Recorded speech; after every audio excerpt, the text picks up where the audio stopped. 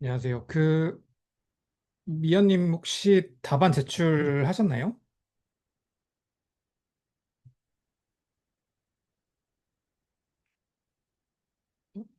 어,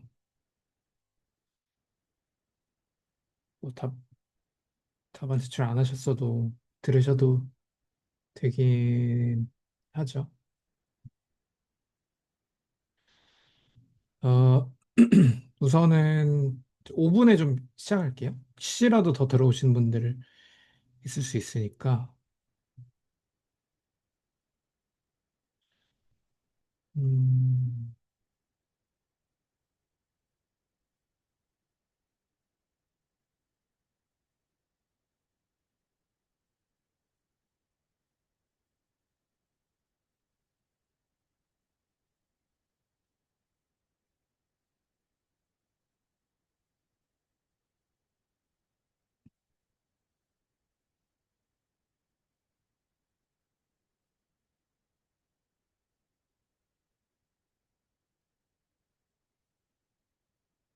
5분에 시작하도록 하겠습니다.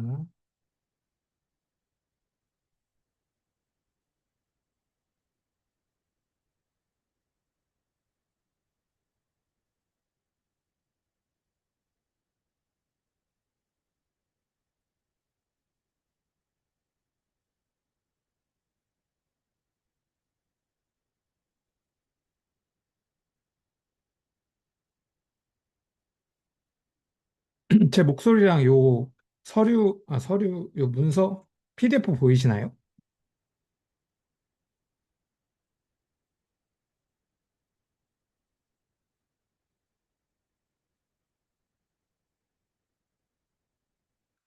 네, 감사합니다. 네네, 감사합니다. 자, 5분이 됐으니까, 요번 시험 좀 설명을 드릴게요. 우선은 첫 번째 문제는 이제 노동 공급하고 관련된 문제였고, 이 문제를 낸 이유는 이제 일기 때 했었는데, 중요함에도 불구하고 그 뒤로 이게 너무 쉬운 거여가지고 쭉 다시 내기는 어려웠거든요.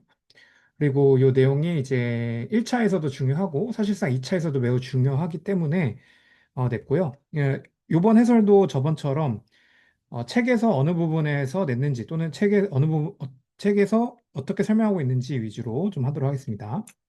우선 물음 1, 개인 X에게 여가는 정상제라고 하자라고 전제를 줬죠. 이 상태에서 개인 X의 노동공급선이 임금률 상승에 따라 어떻게 그려질지를 소득영화 선택 모형을 활용하여 설명하시오라고 돼 있어요. 20점으로 되어 있죠. 근데 여기 밑에 바로 보면 이번엔 개인 X에게 여간의 열등제라고 하자 개인 X의 노동공급 곡선이 임금률 상승 따라 어떻게 그릴지 그래프를 그려 설명하시오라고 되어 있죠. 그러니까 이게 두 개가 물어보는 거는 같아요. 하지만 조금 다른 게 이 위에 거는 소득여가 선택 모형을 활용해서 설명하라고 되어 있고 여기 밑에는 되어 있진 않죠. 그리고 차이는 정상제라고 되어 있고 얘는 열등제라고 되어 있고 20점이고 10점이죠. 물론 실제 시험에서는 똑같이 여가 선택 모형을 활용해서 설명하라고 하고 20점으로 줄 수도 있겠지만 이게 배점을 만들어내는 사람 입장에서는 그게 쉽지는 않아요. 그래가지고 다른 문제도 내야 되기 때문에 그렇기 때문에 요거는 한계성으로 이렇게 되어 있는데 실제 시험에서는 또 모르죠. 어떻게 될지. 뭐 13점, 12점 이런 식으로 낼 수도 있는 거고요. 하지만 이런 차이가 있다. 이런 차이를 가지고 문제의 의도를 파악할 수 있는데요. 제가 지금 이미 내신 분들이 있는데 이미 내신 분들 중에 어떤 분들은 요거를 이제 10점임에도 불구하고 소고등 영어 선택 모형을 전부 다 그리신 분들이 있었어요. 이제 그런 분들은 사실은 굉장히 잘한 거죠. 그렇기 때문에 채점하는 사람 입장에서는 어쩔 수 없이 이분은 거의 만점 수준을 줄 수밖에 없어요. 그런 분들은. 그래서 그런 점도 좀 감안을 해주시고요. 그래서 본인의 실력이라든지 그날 컨디션 또는 그날의 시간 전략 상황에 따라 맞춰서 해주시면 될 것 같고. 물음 3에 완전 경쟁의 Y 노동시장의 균형 인구와 균형 고용을 그래프를 그려 설명하고 나아가 Y 노동시장에 속한 기업 K의 균형 임금과 균형 고용을 그래프를 설명하시오라고 있죠. 그러니까 이게 노동 공급과 관련되어서 물어보긴 했지만 사실상 이게 노동 시장과 관련된 거잖아요. 근데 한 가지 차이가 있죠. 균형을 물어보곤 있어요. 균형을 물어보고 있는데 시장의 균형과 시장에 속한 기업의 개별 기업의 균형을 물어보는 것이기 때문에 이 두 가지에 있어서의 차이는 둘 다 공통점은 우하향하는 수요곡선에 직면하고 있지만 시장의 균형을 구할 때는 우상향하는 공곡선을 그려야 되는 것이고 속한 개별 기업의 공급 곡선은 수평의 공급 곡선을 그려야 된다라는 차이가 있거든요. 이제 그런 측면, 공급 곡선의 형태의 차이가 있기 때문에 제가 요걸로 묶은 거예요. 그러니까 사실은 제가 처음에는 여기 60점짜리로 해서 노동 공급 및 시장으로 해가지고 뒤에 수요 독점과 관련된 내용도 함께 묶어서 냈다가 배점상의 그 문제로 인해서 요걸 조금 바꿨거든요. 그래서 이거는 실제 시험에서의 배점 형태하고는 약간은 다를 수 있지만 의도, 그러니까 이 문제를 제가 냈을 때 아, 내가 어느 부분에서 지금 헷갈리고 있는지를 잘 익혀두시라는 그러니까 학습의 관점에서의 모의고사라고 보시면 돼요. 여기선 이 두 가지는 여가가 절산지, 열등제일지에 대한 구분, 그다음에 시장의 노동 공급과 시장에 속한 개별 기업의 노동 공급을 내가 어떻게 잘 구분하고 있었는지의 관점에서 보시면 되겠습니다. 그런 측면에서 일단은 어 요거 요 첫 번째 물음을 물어본 이유는 가장 큰 이유는 이거죠. 이 후반골절 노동공급 곡선 이걸 당신이 알고 있느냐인 거고요. 이 후반골절 노동공급 곡선의 이유는 사실상 이건 거잖아요. 소득 및 대체 효과에서 서로가 여가를 선택하는 과정에서 다르게 역할을 하기 때문인 거죠. 근데 다르게 역할하는 이유는 매우 다르게 역할하는 그 이유는 여가가 정상제이기 때문인 거죠. 그래서 요 요걸 기점으로 임금률이 이 기울기잖아요. 기울기가 쭉 올라가는데, 임금률이 이렇게 쭉 상승하는데, 특정 시점, 특정 임금률 이하에서는 소득 효과와 대체 효과가 여가를 늘리고 줄이는 데 있어서 다른 역할을 하고 있는데, 특정 시점 이하에서는 대체 효과가 더 세기 때문에, 더 크기 때문에 여가를 줄이는, 그러니까 상대적으로 비싸진 여가를 줄이는 대체 효과가 더 커서, 그 근로 시간을 늘리는 의사결정을 하다가, 특정 시점 이후에서는 소득이 더 크기 때문에, 소득 효과가 더 크기 때문에 이렇게 후반 굴절하는 거죠. 근데 이거를 좀 더 뜯어서 보면은 이런 거예요. 이게 초기점, 이 사람이 임금률이 상승하는데, 현재 어느 시점에 와 있느냐에 영향을 받거든요. 무슨 효과가 더 크는지는. 얘는 보면, 사실상 이 사람은 최초에는 노동공급을 안 하고 있었겠죠. 그러니까 임금률이 낮아서 유보임금보다 낮기 때문에 초기 부전점에 머물러 있었겠죠. 근데 임금률이 상승해. 그래서 내가 여기서 이 시작을 시점으로 해서 내가 의사결정을 할 거야 라고 하면서 노동시장에 들어왔겠죠. 근데 들어온 초반에는 근로시간이 얼마 안 돼요. 그래서 근로시간이 얼마 안 되기 때문에 이 사람에게 시간당 임금률을 상승시켜주는 것이 자신의 소득에 미치는 영향이 아주 미미할 거란 말이에요. 즉, 대체 효과가 소득 효과보다 클 수밖에 없는 상황이거든요. 근데 그러다가 이 사람이 근로 시간을 막 늘렸어요. 그래서 이 사람, 현재 근로 시간이 꽤 긴 사람 입장에서는 임금률의 상승이 자신의 소득을 향상시키는데 굉장히 큰 역할을 할 거란 말이에요. 그런 측면에서 소득 효과가 비로소 대체 효과를 압도하게 되게 되는 것이죠. 그래서 이렇게 후반 굴절을 하게 될 것이다. 후반 굴절 하는데 이 후반 굴절은 지금 이 모형은 가로치기 여가고 세로치기 소득인 평면 위에서지만 우리가 원하는 실제 개별 근로자의 노동공급선은 세로축이 임금이고 가로축이 근로시간일 때 이렇게 후반골절하는 형태를 그릴 것이다 라는 겁니다. 그래서 이게 사실상 실제 시험에서 물어본다면 단골 질문이고 요걸 이용해서 요거를 물어보는 것까지 아직 이렇게 막 점수를 많이 주거나 이렇게 해가지고 나오진 않았어요. 근데 사실상 이거를 대부분 그릴 것이기 때문에 이 형태로 나올 가능성이 매우 높다. 그리고 여기서 중요한 거는 소득 효과, 대체 효과가 다른 이유는 여가가 정상제임을 가정하기 때문이다. 라는 것이죠. 그렇기 때문에 두 번째 물음에서 뭐예요?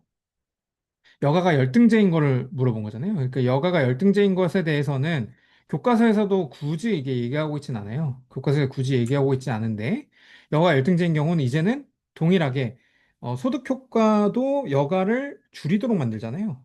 그러니까 이 근로시간을 늘리도록 만들잖아요. 그러니까 소득 효과도 대체 효과도 모두 다 근로시간을 늘리도록 하기 때문에 이렇게 우상향하는 공급 곡선이 그려질 것이다. 라는 겁니다. 그 다음에 완전 경쟁 시장인 Y 도시의 균형 임금과 요거는 이건 거죠.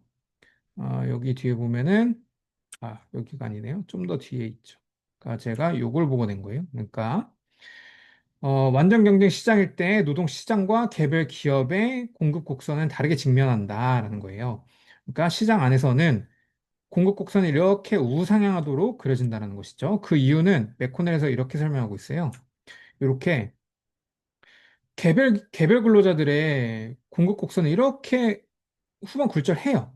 하지만 시장 안에는 무수히 많은 노동 공급자들이 존재한단 말이에요. 그럼 셀 수 없을 만큼 많은 사람들을 특정 임금률에서 자신들이 노동 공급하고자 하는 노동 시간이 있는데 얘들 수평합으로 이렇게 더하는 거죠. 그럼 이렇게 수평합으로 더하면 결국에는 후반 굴절을 한다 하더라도 특정 임금률에서는 이 사람은 후반 굴절에서 노동 공급이 근로 시간이 적다라고 하지만 다른 사람들은 그 노동 공급을 늘리는 그러니까 노동 공급이 되게 많은 시점이 있을 거 아니에요. 근데 이 사람들이 지금 여기서 하나, 둘, 셋, 네 명만 했지만 다섯 명만 했지만 100명, 1000명 그냥 무한대로 많을 거란 말이에요. 그렇기 때문에 자연스럽게 우상향할 수밖에 없다라고 여기서는 설명하고 있어요. 여기서 설명하고 있는데 다른 교과서에서는 그냥 단순화를 위해서 대체효과가 소득효과보다 항상 크다라고 가정하자라고 설명하는 것도 있어요. 하지만 그런 의미에서 결국에는 시장 내의 노동 공급선은 우상하게 그려지더라. 하지만 그 개별 기업의 입장에서는 이렇게 된다는 거죠. 시장에서 결정된 이 시장 임금이 있잖아요. 이 시장 임금에서 고용, 그러니까 공급되는 노동량이 있을 거 아니에요. 이 노동량은 개별 기업 입장에서는 무수히 많은 사람들인 거예요. 그러니까 무수히 많은 사람들이기 때문에 이 무수히 많은 사람들이 시장에서 결정된 이 임금 W0의 임금으로 무한히 공급된다는 것이죠. 그래서 무한히 공급된다는 것이기 때문에 개별 기업 입장에서는 수평의 시장 임금에서 결정된 그러니까 시장에서 결정된 균형 임금에서 완전 수평의 또는 완전 탄력적인 공급 곡선에 직면하게 될 것이다라는 겁니다. 그래서 그런 측면에서 시장은 우상향하는 공급성과 우하향하는 노동수요 곡선, 개별 기업은 수평의 공급성과 어, 우하향하는 수요 곡선에 직면하는 형태에서 노동량을 결정하게 될 것이다라는 겁니다. 자, 그래서 책에서는 이렇게 구분해서 설명하고 있고요. 자, 그리고 이제 이 그냥 한 김에 이거 그냥 문제 3 바로 할게요. 문제 3에서는 노동시장과 관련하여 아래 물음에 답하시오라고 되어 있죠. 그래서 노동시장과 관련해서 물음일에는 기업 L이 있는데 노동시장에서 수요 독점 기업이라고 하재요. 그러니까 시장에서 수요 독점인 거예요. 원래는 시장이라고 하면 무수히 많은 기업들이 존재해야 될 텐데 기업 L만 존재하는 상황인 거죠. 그랬을 때 수요 독점 기업에 대해 설명하고 이때 균형 고용과 균형 임금을 그래프로 설명하시오라고 돼 있죠. 그럼 얘는 이런 거잖아요. 아까와 같이 개별 기업은 수평의 공급선에 직면해야 하는데 하나밖에 없는 기업이기 때문에 이 상황에서는 우상향하는 공급선에 직면하게 된다는 것이죠. 그 이유는 이 공급 곡선이라는 건 결국에는 에, 근로자들이 자신들이 내가 노동 공급할 의사가 있는 것을 의미하는 건데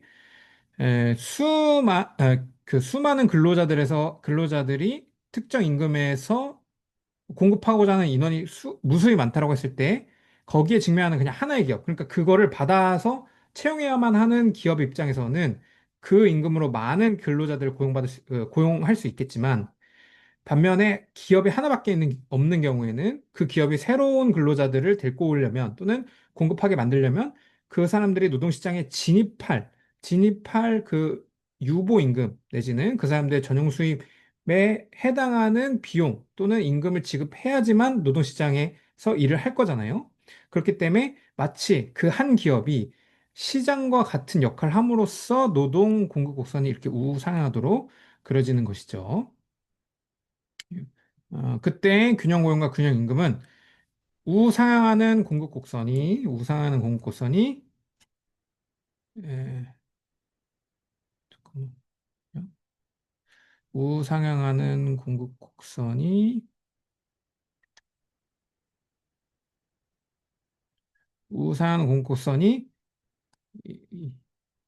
이렇게 있을 때 이거 W고 여기가 I라고 할 때 우상향 곡선이 공급 곡선 자체가 기업 입장에서는 인당 지급해야 되는 비용으로 인식하기 때문에 얘는 A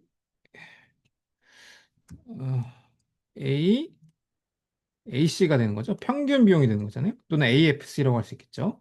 그러니까 우사는 평균 비용 곡선에 직면하기 때문에 수요 독점 기업은 이렇게 더 가파른 MFC 또는 MC 곡선에 직면할 것이다라는 거죠.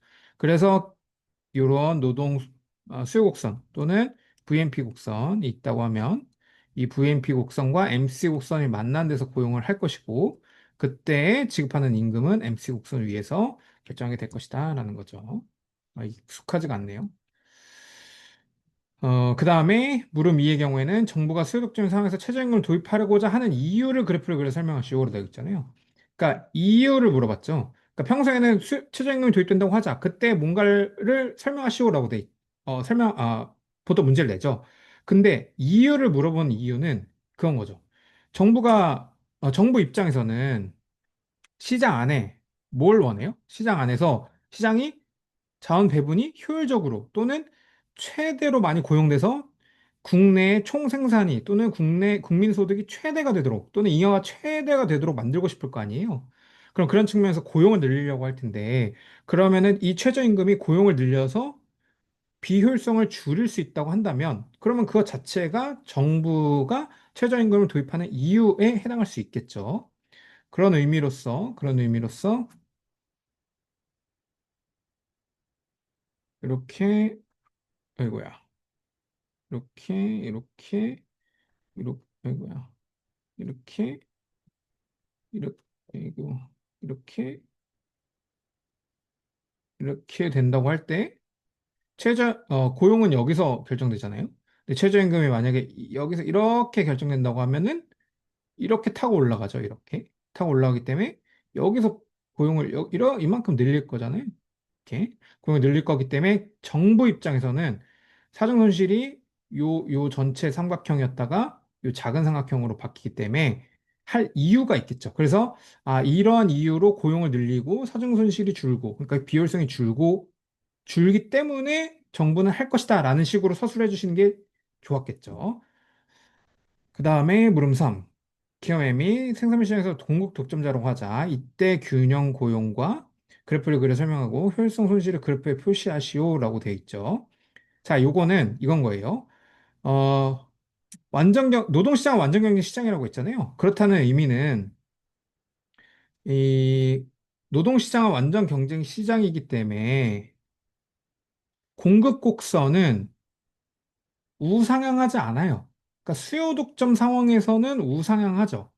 하지만 공급 어, 노동시장 자체가 경쟁 시장이라고 했기 때문에 얘는 그냥 시장 안에 단순한 개별 기업인 거잖아요. 그럼 이런 수평의 노동 곡선에 직면하면서 원래는 어떻게 돼요? 이, 그러니까 생산물 시장도 완전 경쟁 시장이라고 하면 P 곱하기 MPL로 이렇게 P가 그러니까 P 자체가 MR인 이런 상황에 직면한 상태겠죠. 하지만 제화물 시장에서 기업이 공급 독점자라고 한다면 MR 자체가 P가 아닌 거죠. 그러니까 MR은 P보다 더 작게 이루어지잖아요.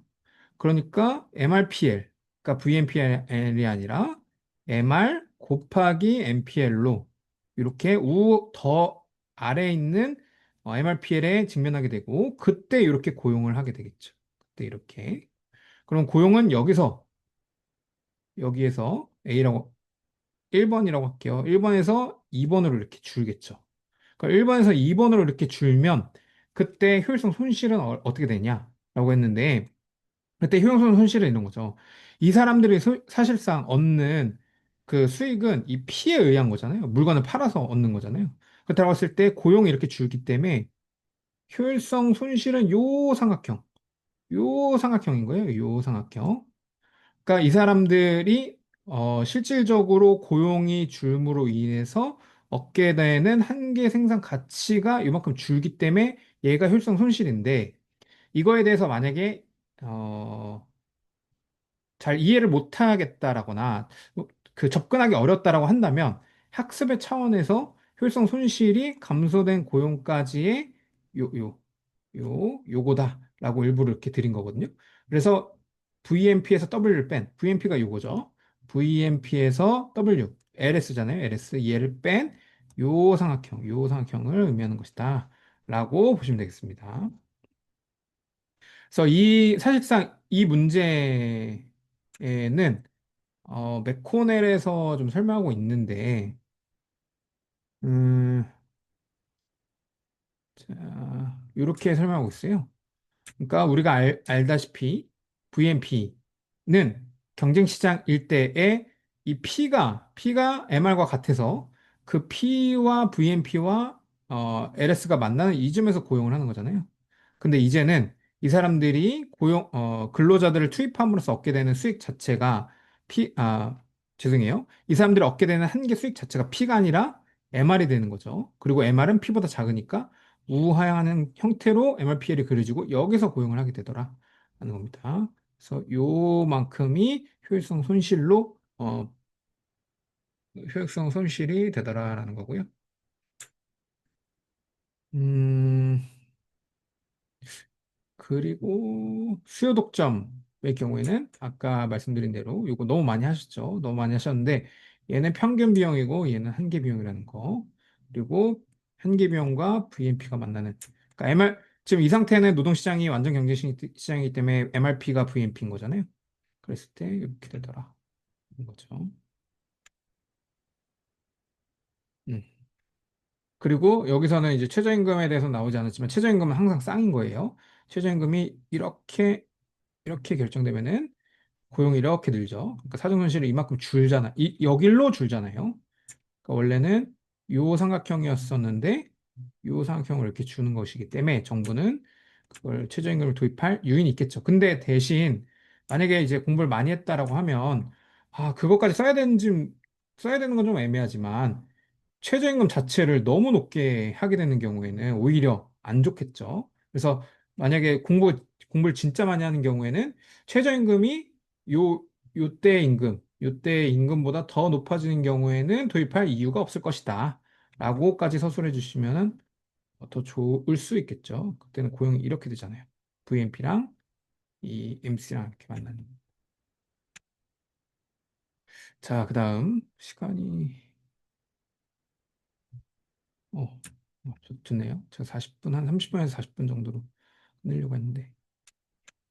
자, 그 다음 요 문제. 이 노동조합과 관련하여 알 물음에 답하시오. 요거는 이제 저희 일기 참고 문제에 있는 거, 그거를 가지고 낸 거예요.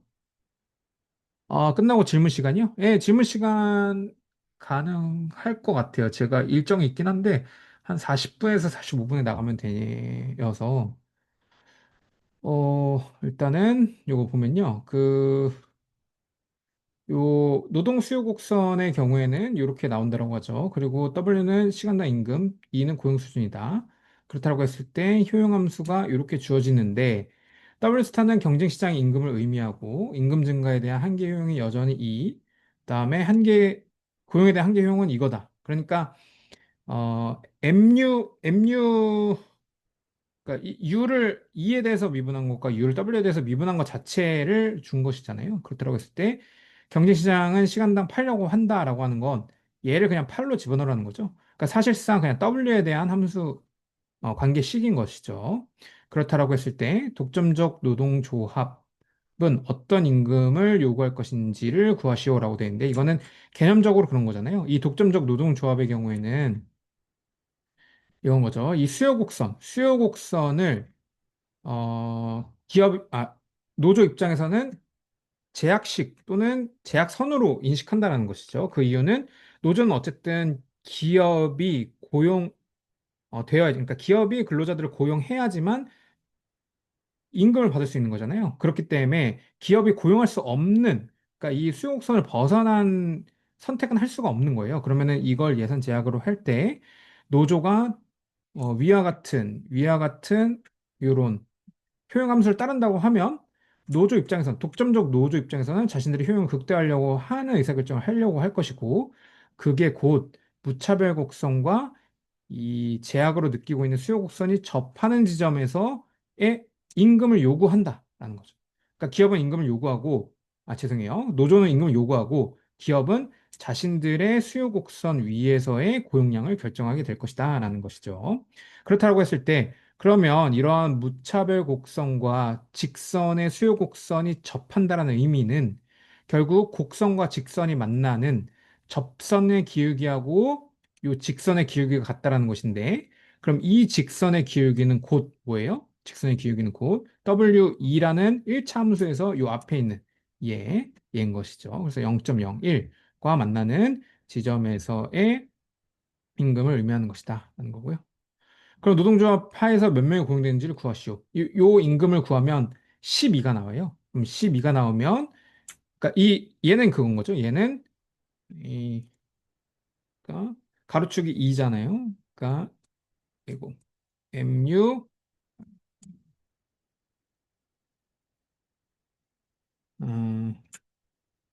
그러니까 MU 2를 MU W로 나눈 거. 얘가 뭐다? 얘가 요 0.01. 0.01과 같은 그걸 통해서 구하면 되겠죠. 그러면은 얘 관계식을 통해서 구하면은 W는 12가 나오더라 하는 겁니다. 그리고 그때 몇 명이 공유되는지는 2는 600이 나와요. 600. 600이 나옵니다. 이거는 계산은 뭐 어렵지 않으니까 다 하셨을 거라고 생각하고 위대한 무차별성 수역선을 활용해 그래프를 그려 설명하시오라고 하는 거는 그냥 요걸 하라는 거잖아요. 요걸 하라는 건데 이제 문제에는 시장 임금을 줬잖아요. 경쟁 임금을. 그러면은 진짜 잘하시는 분이라면 요거를 요거를 팔로 이렇게 쓰셨겠죠. 요거를 팔로 이렇게 쓰고 처음에는 여기였다. 그런데 12로 이렇게 늘어났고 그때 고용량은 이렇게 줄었을 것이다. 그래서 8일 때에 이 고용량도 만약에 구했다고 한다면 더욱 좋은 답안이 되겠죠. 그래서 무차별 곡선도 요거 하나랑 그다음에 요거 하나랑 요것도 그랬으면 더 좋겠죠. 요 위에 아예 떠 있는 거. 떠 있는 걸 그리는 이유는 뭐예요? 이 수요 곡선의 의미를 설명한 거죠. 이 수요 곡선이 제약식으로서 역할을 하더라. 그러니까 얘는 선택이 안 되더라. 라는 거를 서술해 줬으면 더더욱 좋았겠죠. 자, 그리고 위와 같은 조합의 양 당사자에게 효율적이지 않음을, 그러니까 효율적이지 않음을 그래프로 그려 보이시오라고 되어 있는데, 그러니까 이 얘기는 파레토 효율적이지 않다라는 것을 사실은 설명하는 거였어요. 그러니까 효율적이지 않음을 이라는 의미는 파레토 개선이 가능한 새로운 거래 조합이 존재하는지를 물어보는 것이었고, 그거는 여러분들도 매우 잘 아시다시피 요점이 요점 요점이 요점이 얘가 12고 12고 뭐야 이거 12고 얘가 600이라고 한다면 그러면은 이 점을 기준으로 했을 때 얘네들 그러니까 기업의 등이윤 곡선이 이렇다라고 했을 때 기업의 이윤의 변화가 없으면서도 근로자의 효용이 증가되는 요 거래 관계라든지 또는 근로자의 효용이 그대로이면서 기업의 기업의 이윤이 증가하는 요 지점이라든지. 근데 이 두 개의 점 사이에는 둘 다 모두 다 그 자신의 효용을 증가시키고 이윤이 증가되는 그러니까 파르톤이 개선이 가능한 그런 계약 조건이 있더라라는 것이었죠. 그래서 요걸 기준으로 낸 건데요. 사실상 이 그래프 모형은 모든 교과서에 다 있죠. 그러니까 빠짐없이 나와요. 빠짐없이 나오고 독점적 노조 모형의 경우에는 기출로도 빠짐없이 나오기 때문에 꼭 알아두셔야 되고, 이렇게 실제로 계산의 문제는 아직은 나오진 않았어요. 그리고 아직 나오지 않았는데, 심지어 이 효용함수가 약간은 복잡하죠. 복잡하다라기보다는 처음 보는 사람은 어버버할 수 있어요. 그러니까 한 번 풀어봤으면 풀 수 있는데 한 번도 안 풀어본 사람은 어버버할 수 있거든요. 그래서 그런 측면에서 이거 가져가셨으면 좋겠습니다. 일단은 여기까지 이 내용이고요. 질문 어떤 것이죠? 질문 받고 그리고 40분에 마무리하면 될 것 같아요.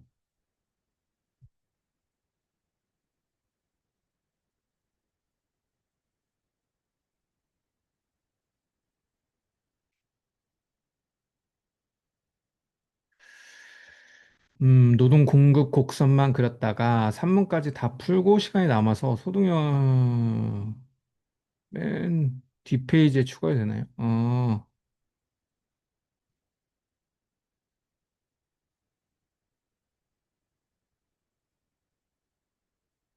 자, 우선은 1번부터 설명드리면, 에, 이거는 저는 사실은 만약에 시간이 너무 많이 남았다라고 한다면, 어, 맨 뒤에 추가해도 되는데, 근데 그거는 그 지저분해질 수 있다라는 단점 때문에 저는 최대한 그 물음에 빈칸 안에 이런 되게 짜끄만 빈칸 안에다가 그냥 조그맣게 그래프를 그릴 것 같아요.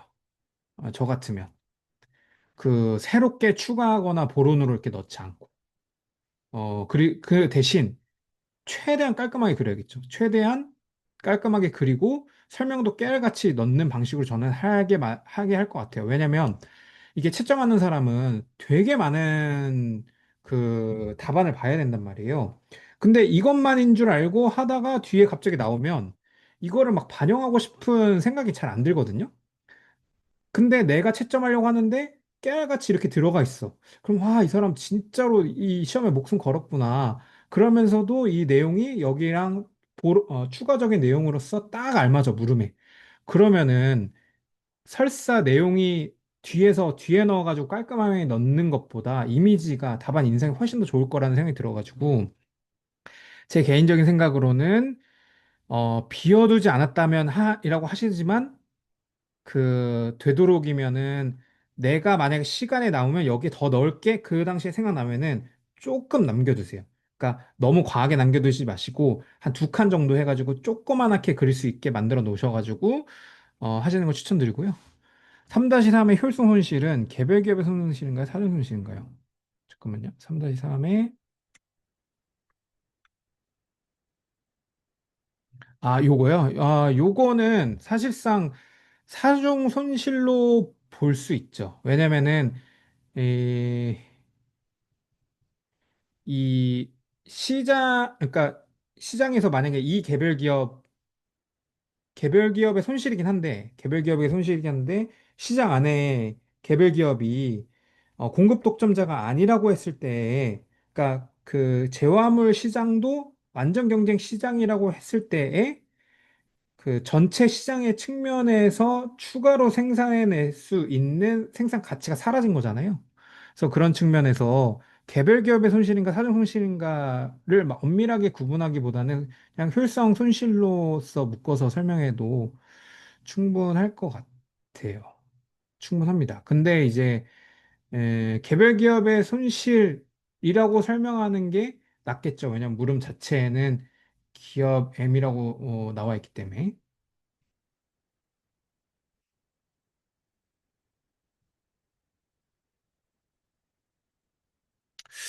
질문이 없으시면은 요걸로 마무리하는데요. 제가 그 아직 뭐 사람들 남아 계신가요? 이게 보이지가 않네. 이게 제가 사실 익숙하지 않아가지고. 남아 계시네요. 제가 이번에 그 후삼기 지금 항상 청산하고 있고, 이기도 들어오는 거 좀 제가 봤는데, 이 기간에 진짜 확실히 제가 느끼는 건데, 실력이 되게 많이 늘고 있다는 걸 느끼거든요. 피부로. 그러니까 답안이 예전에, 이 사람 이 정도 답안 아니었는데, 왜 이렇게 잘해졌지? 라는 생각이 들어요. 근데 그 이유는 저는 두 가지라고 봐요. 일단 첫 번째로는 공부를 진짜 많이 해서일 수 있고, 진짜 많이 함과 더불어서 제가 지금까지 실제 시험에서 모의고사로 냈던 문제는 겹치지 않게 문제를 냈거든요. 그러니까 겹치지 않게 문제를 냈기 때문에 다들 처음 보는 문제여서 처음 접하는 문제여서 헷갈리시거나 잘 답안이 완성되지 않았을 수 있어요. 근데 그 후상기는 이전에 냈던 거를 한 번 더 약간 꼬아서 내는 거기 때문에 이미 학습이 충분히 된 상태로 문제를 푸시는 거여가지고 그런 걸 수 있거든요. 그렇다는 얘기는 복습을 충분히 했던 얘기고 제가 냈던 시험에 대한 피드백이 스스로 됐다는 얘기고 그런 것들이 많이 쌓여있을 거라는 얘기예요. 그렇기 때문에 그 보이지 않는 곳에서 다들 너무너무 열심히 공부하고 있다라는 거 꼭 유념하시고요. 지금 이제 또 이거 끄면은 뭐 식사를 하시든 잠깐 쉬셨다가 공부하실 텐데, 어, 그 열심히 사람들이 쫓아오고 있고 하셔야 되고 사실상 그럼에도 불구하고 330명 안에만 어떻게 이렇게 막 부비적 해서 들어가면 되니까 너무 걱정하지 마시고 끝까지 최선을 다하시면 되겠습니다. 자, 저는 이제 약속 있어가지고요. 여기서 마무리하도록 하겠고, 후 3기 어쨌든 세 번째, 네 번째까지 할 수 있으면은, 네 번째까지 하지만은 요것도 내실 수 있는 분들이 있을지 모르겠어요. 그렇기 때문에, 마지막까지 최선을 다해서 해주시면 좋을 것 같습니다. 고생 많으셨습니다.